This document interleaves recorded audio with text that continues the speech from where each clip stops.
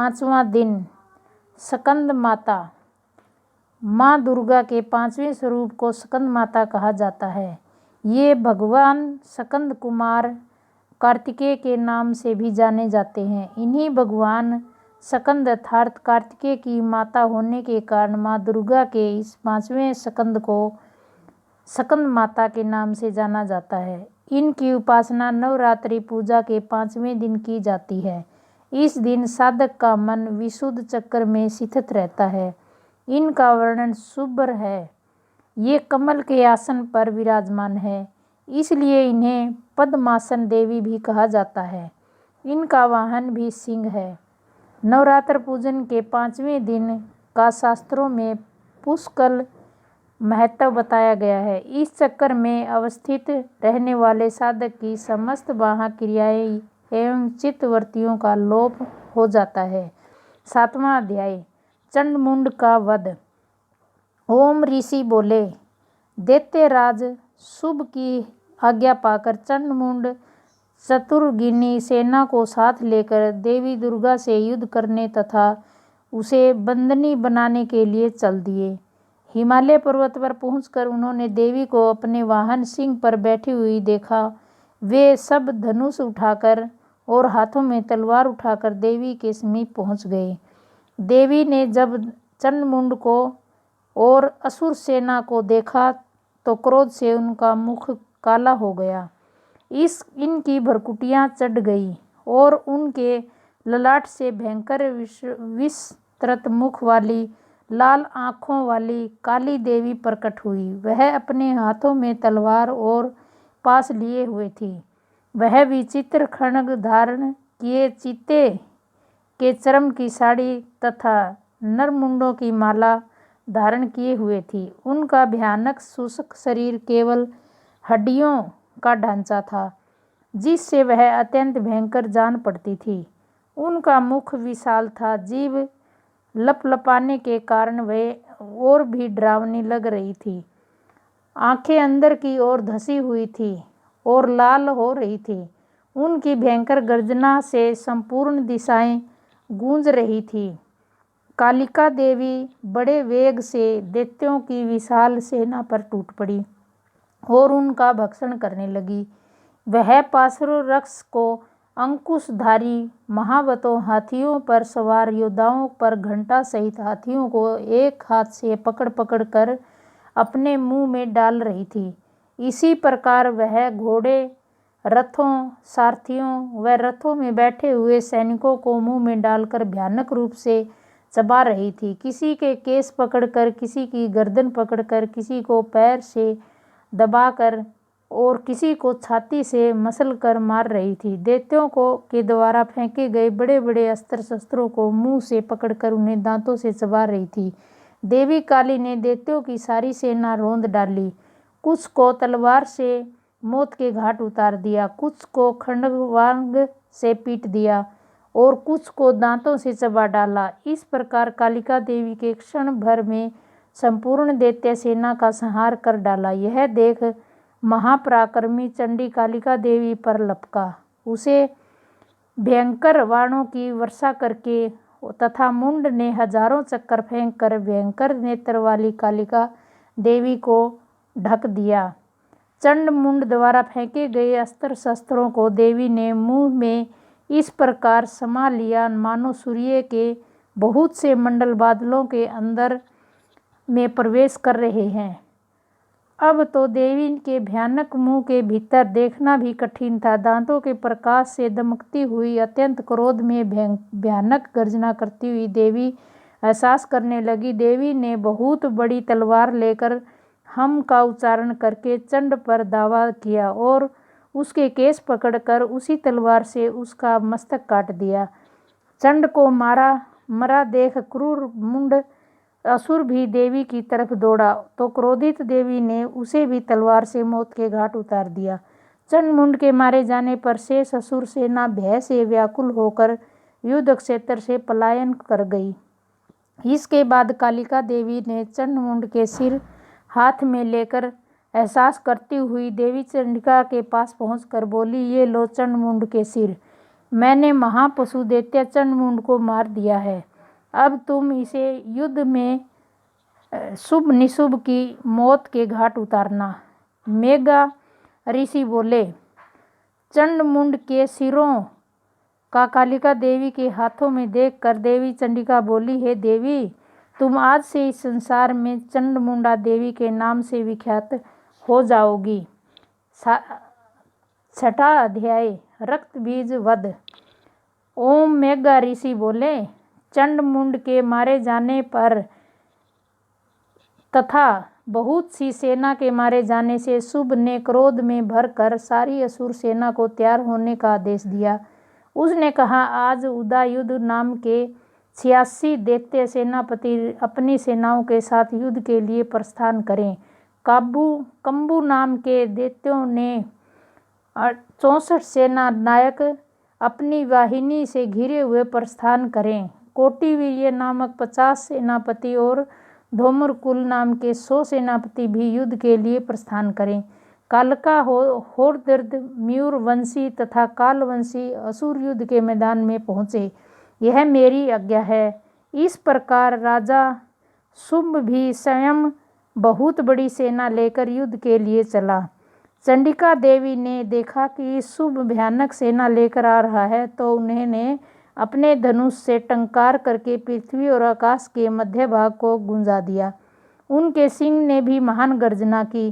चंडिका ने अपना घंटा बजाकर नाद दूना कर दिया, जिससे कालिका का मुंह और बढ़ गया। धनुष की टंकार, सिंह की गर्जना और घंटे की आवाज़ से इतना शोर गुंजार हो गया कि चारों दिशाएं परिपूर्ण हो गई।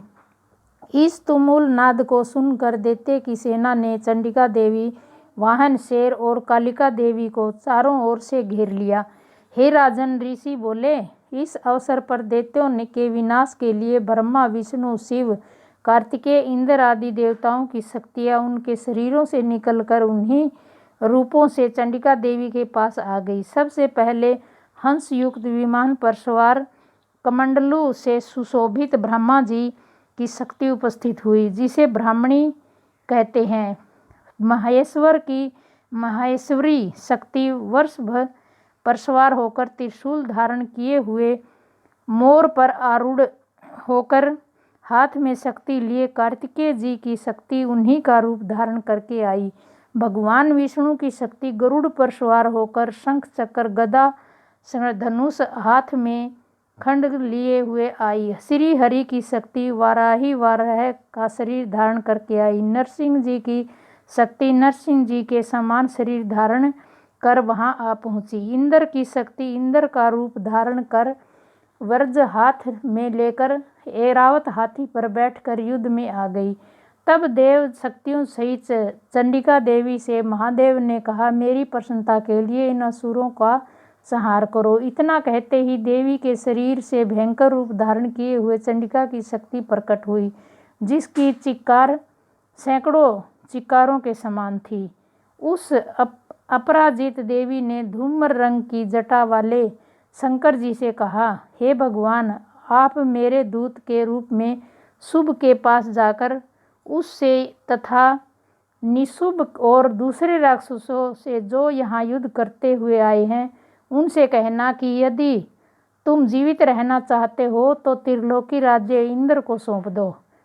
देवताओं को उनका यज्ञ का भाग मिलना चाहिए और तुम सब पाताल लौट जाओ। यदि बल के घमंड में तुम्हें लड़ने की इच्छा हो तो फिर तुम्हारे मांस से मेरी योगिनियाँ तृप्त होगी। भगवान शिव को देवी के दूत के रूप में भेजा गया था, इसलिए वे संसार के में शिव दूती के नाम से प्रसिद्ध हुए। भगवान शिव ने देवी के दूत के रूप में जब महासुरों के पास जाकर देवी के वचन सुनाए तो वे सब क्रोध से भर गए और कात्यायनी देवी से युद्ध करने के लिए आगे बढ़े। राक्षसों ने बाण, शक्ति, ऋषिष्ट आदि आयुधों से देवी पर आक्रमण कर दिया। इस पर देवी ने अपने धनुष से पहने बाण छोड़कर राक्षसों द्वारा छोड़े हुए अस्त्र शस्त्रों को बच्चों के खेल के समान काट डाला। इसके बाद कालिका देवी ने उनके सम्मुख होकर शत्रुओं के शूल के प्रहारों को चीरती फाड़ती खंडवाग से कुचलती विचरने लगी। ब्राह्मणी देवी भी जिधर निकल जाती वहाँ वह अपने कमंडल से राक्षसों पर जल छिड़ककर उनके बल और पराक्रम को नष्ट कर रही थी। इसी प्रकार महेश्वरी भी अत्यंत क्रोध में भरकर त्रिशूल से तथा वैष्णव देवी अपने चक्कर से और कुमारी देवी अपनी शक्ति से राक्षसों का विनाश कर रही थी। ऐन्द्री देवी अपने वज्र द्वारा सैकड़ों असुरों को काट डाला, जिससे वे पृथ्वी पर गिर पड़े। उनके शरीर से रक्त की धारा बहने लगी। वाराही देवी अपने तुंड के प्रहार से असुर सेना का विनाश करने लगी। बड़े बड़े राक्षसों के सिर उनके चक्कर से कटकर पृथ्वी पर गिरने लगे। नरसिंह भी अपने नखों से राक्षसों की विदीर्ण करके उनका भक्षण करने लगी। सिंहनाद से चारों दिशाओं को गुंजराती हुई रणभूमि में विचरण करने लगी। शिवदूती के प्रचंड एहसास से कितने ही दैत्य भयभीत होकर पृथ्वी पर गिर पड़े। उनके गिरते ही उनका भक्षण कर जाती थी। इसी प्रकार क्रोधित मातृगणों द्वारा अनेकों नेक उपायों से बड़े बड़े राक्षसों को मारते हुए देखकर राक्षसी सेना भाग खड़ी हुई। सेना को भागते देखकर रक्तबीज नामक महापराक्रमी असुर क्रोध में भरकर युद्ध के लिए आगे बढ़ा। रक्तबीज की विशेषता थी कि उसके शरीर से रक्त की बूंदें जैसे ही पृथ्वी पर गिरती है, तुम वैसे ही शरीर वाले बलवान दैत्य पृथ्वी से उत्पन्न हो जाते थे। रक्तबीज हाथ में गदा लेकर इंद्र शक्ति ऐन्द्री के साथ युद्ध करने लगा। जब ऐन्द्री ने अपने वज्र से रक्तबीज को मारा तो रक्तबीज के शरीर से बहुत सा रक्त निकलकर पृथ्वी पर गिरने लगा और उससे उसी के समान रूप तथा पराक्रम वाले योद्धा उत्पन्न हो गए। इस प्रकार रक्तबीज के रक्त से उत्पन्न दैत्य मातृगणों के साथ घोर युद्ध करने लगे। इस पर देवी ने वज्र प्रहार से रक्तबीज का सिर काट दिया तो उसके शरीर से जो रक्त बहा उससे हजारों राक्षस पैदा हो गए। वैष्णव शक्ति ने चक्कर द्वारा रक्तबीज को मारा तो उसके शरीर से ज्यों ही रक्त बहा तो उससे हजारों उसी के समान महाअसुर पैदा हो गए, जिससे सारा संसार भर गया। इससे देवता भयभीत हो गए। देवताओं को डरा हुआ एवं उदास देखकर तब चंडिका देवी ने काली देवी से कहा, हे चामुंडे, तुम अपना मुख विस्तार से फैला लो। मेरे शस्त्र प्रहार से गिरते हुए रक्त को अपने मुख से पीती जाओ। इस प्रकार रक्त से उत्पन्न अर्षों को भक्षण करती हुई भ्रमण करोगी तो रक्तबीज का संपूर्ण रक्त समाप्त हो जाएगा तथा रक्त के पृथ्वी पर न गिरने से नए राक्षस पैदा नहीं होंगे। इस तरह काली देवी को समझाकर देवी दुर्गा ने रक्तबीज पर त्रिशूल से प्रहार किया। तत्काल ही देवी काली ने रक्तबीज के रक्त को अपने मुख से पी लिया। उसी समय रक्तबीज से देवी चंडिका पर गदा से प्रहार किया, परंतु उसके प्रहार का देवी पर कुछ भी असर नहीं हुआ। रक्तबीज के अक्षत शरीर से बहुत सा रक्त बहने लगा, परंतु उसके रक्त को पृथ्वी पर गिरने से पहले ही काली ने अपने मुंह में ले लिया।